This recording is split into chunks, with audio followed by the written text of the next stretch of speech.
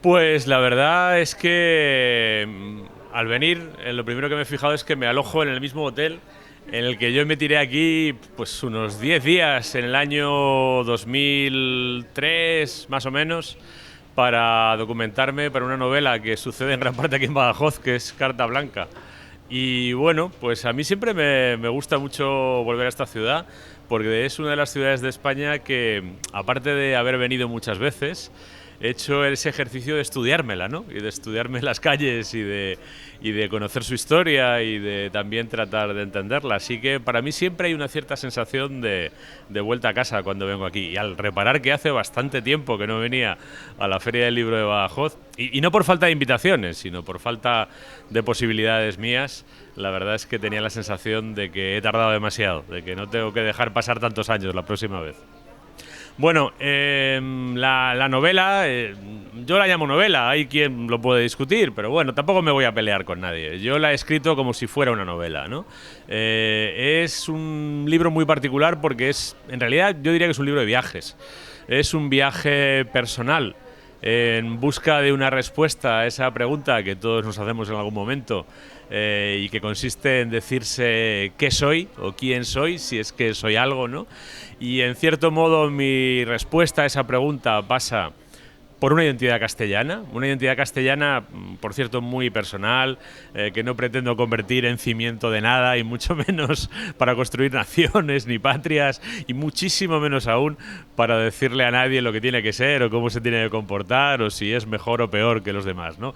Pero bueno, sí que es un viaje en busca de esa respuesta, y el viaje personal se entrelaza con otro viaje histórico, que es a un episodio de la historia de Castilla, de la historia de España, que a mí me ha resultado especialmente esclarecedor para saber quiénes o qué son o han sido los castellanos, porque me parece que en ese episodio se manifiestan muchas de las energías que construyeron Castilla, y también a lo mejor muchas de las energías que la acabaron destruyendo, ¿no? Incluso a lo mejor en esa propia revolución. Es la historia de la revolución de las comunidades de Castilla entre 1520 y 1522, de la que en este año se conmemora un aniversario relevante, que es el de la batalla de Villalar, de 23 de abril de 1521, donde, digámoslo así, la revolución quedó derrotada, pero no extinguida. La revolución todavía aguantó 10 meses más en Toledo, ¿no?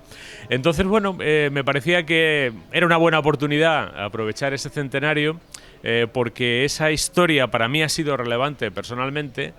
Creí que la podía contar desde una perspectiva personal, sobre la revolución de las comunidades. Han escrito novelas, zarzuelas, obras de teatro, muchos libros de historia, pero yo quería traerla al hoy, a la Castilla de hoy, al lector de hoy, y también con una mirada más personal, porque tengo la sensación de que es una historia que, aunque se ha mentado mucho, se conoce poco, y sobre todo se conoce poco en profundidad. ¿Quiénes eran estas personas?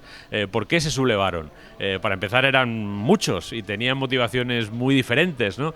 ¿Y quién se encontraron enfrente? No se encontraron enfrente a Carlos V. Carlos V estaba en Flandes y en Alemania. Carlos V puso aquí a otros castellanos a tratar de mantener el reino, ¿no?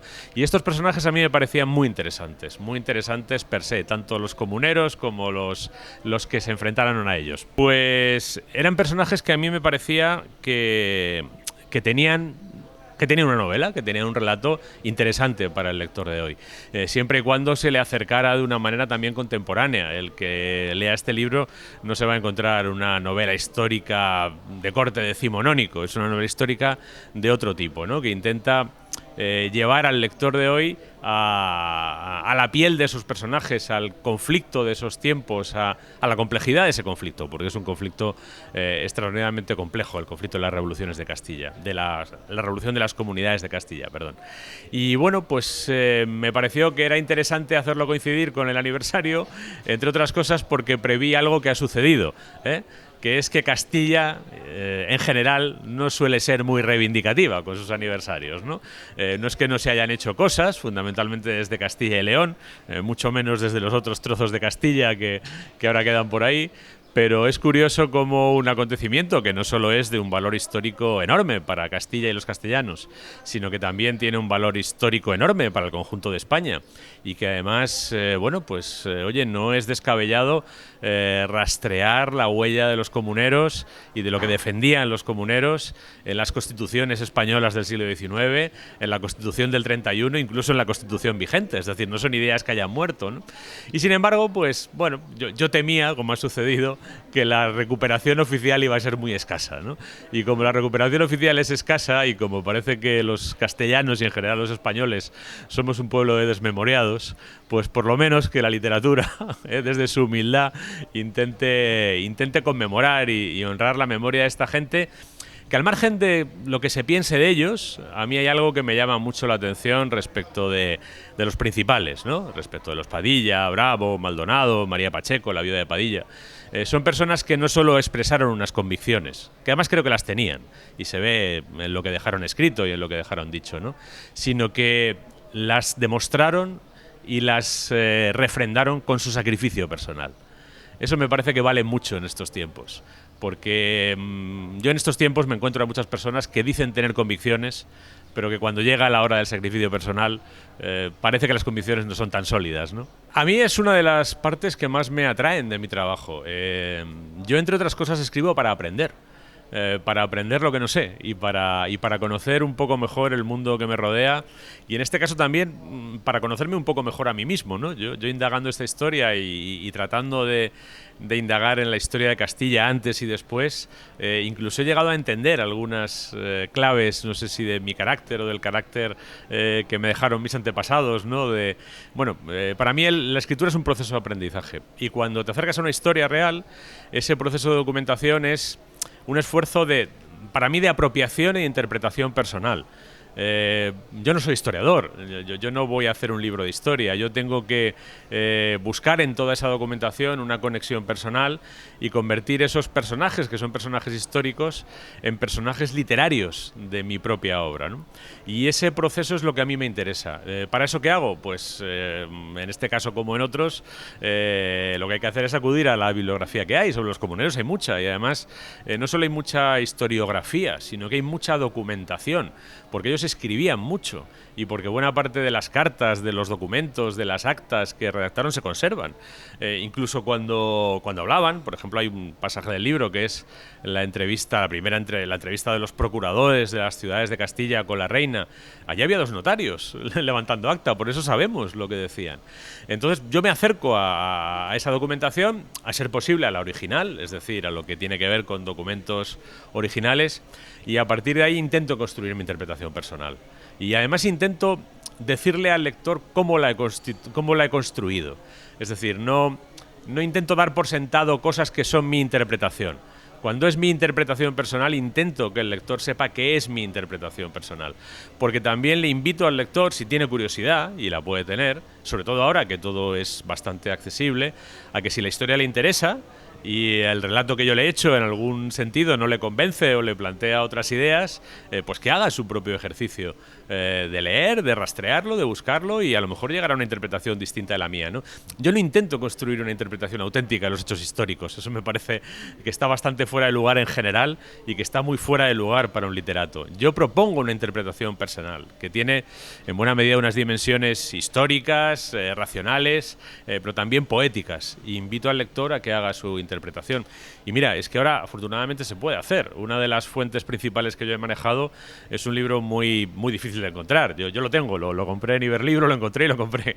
Es la historia crítica y documentada de las comunidades de Castilla, de Manuel de Ambila, que tiene muchísimos documentos originales transcritos, ¿no? Este es un libro de 1890 y tantos, que no se ha vuelto a editar. Dirías, pues esta fuente es imposible de manejar para el lector común. Pues no es imposible de manejar, no tiene más que meterse en internet, en la Biblioteca Regional de Castilla y León, y la tiene entera digitalizada. O sea que puede hacer el mismo ejercicio que ha hecho el novelista. Bueno, Padilla, Bravo y Maldonado, que son los nombres que recordamos, en realidad eran los capitanes militares de la Junta. Y el verdadero capitán general era Padilla. Bravo, digamos que hacía un poco de su segundo, pero ni siquiera. Y Maldonado, el pobre, realmente lo mataron por otro. O sea, él tenía un primo, que también se llamaba Maldonado, que era el importante, pero como estaba mejor emparentado que él, entonces hubo una permuta al final y lo mataron en Villalar por su primo. Aunque luego a su primo lo mataron también, pero bueno, en ese momento, en ese cuadro, que es lo que todos tenemos, ¿no? El cuadro además que está en el Congreso de Gisbert, están Padilla, Bravo, Maldonado. Padilla, Bravo y Maldonado son los capitanes militares, ¿no? Son regidores, son lo que hoy serían concejales, ¿no? Forman parte del ayuntamiento tanto de Segovia como de Toledo como de Salamanca, pero no son los únicos que dirigen las comunidades, ni siquiera los que establecen su ideario. El ideario de las comunidades en realidad viene del trabajo de teólogos de la Universidad de Salamanca y de juristas de Valladolid, y los nombres de muchos de ellos ni se recuerdan, ¿no? O por ejemplo, incluso en la parte de la defensa militar de las comunidades hay otro personaje como Pedro Girón, a quien nadie recuerda, simplemente porque se salió antes de Villalar, ¿no? O por ejemplo, en la organización política quizá tuvo más importancia Pero Laso de la Vega, el hermano de Garcilaso de la Vega, ¿no? Que también era toledano como Padilla. Pero bueno, por eso, cuando se habla de qué ideas tenían, yo no me referiría solo a los capitanes militares, me referiría a todos ellos, ¿no? Y las ideas, básicamente, había muchas, pero la idea principal era que ellos rompieron esa idea medieval de que el rey y el reino forman la misma cosa, ¿no? Forman un cuerpo místico y por tanto es imposible que entre ellos haya conflictos, ¿no? Digamos que la doctrina que elaboraron los doctores de Salamanca, que eran la mayoría teólogos y la mayoría religiosos, y luego pusieron sobre el papel juristas principalmente de Valladolid, como el licenciado Bernaldino, que quizá es el más destacado de todos ellos. La idea es que el rey y el reino son diferentes. Y como son realidades diferentes, pueden tener un conflicto de intereses. Y si hay un conflicto de intereses entre el rey y el reino, lo que tiene que prevalecer es el interés del reino. Incluso llegan a escribir que el reino tiene la potestad de defender al monarca contra sí mismo, contra sus propios errores.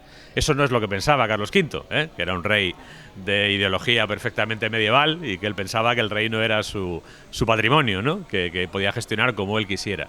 Y sin embargo, esa idea de los comuneros, por la que Padilla, Bravo, Maldonado y algunos otros perdieron la cabeza, y muchísimos otros no perdieron la cabeza, pero lo perdieron todo, perdieron su propiedad, su lugar en la sociedad, absolutamente todo.